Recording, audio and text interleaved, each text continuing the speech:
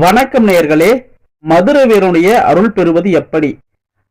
அதாவதுங்க, மதுரை வீரனை மட்டும் வச்சு நீங்க வழிபாடு செய்யாம, பொம்மியும் வெள்ளை அம்மாளும் சேர்ந்து இருக்கிற மாதிரி, மதுரை வீரன் கூட சேர்ந்து இருக்கிற மாதிரி ஒரு சிலையோ அல்லது புகைப்படமோ வச்சுக்கிட்டு நீங்க வழிபாடு செஞ்சீங்கன்னாக்க, மதுரை வீரன் அருளாகப்படுறது பரிபூர்ணமா கிடைக்குங்க உங்களுக்கு.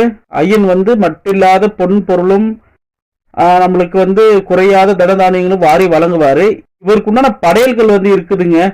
இளநீர், பசும்பால், அவல் பொரி கடலை, அதுக்கடுத்து மைதா மாவுல செய்யப்பட்ட பூரி, அதற்கு தேவையான கிழங்கு வகைகள், கறி, மீன், முட்டை, இந்த மாதிரி இறைச்சி வகைகள் ஐயன் ரொம்ப பிரியமா உட்கொள்ளுவாரு. இந்த மதுபானம் இருக்கு இல்லையா, அது பிரியமா ஐயன் உட்கொள்ளுவாரு.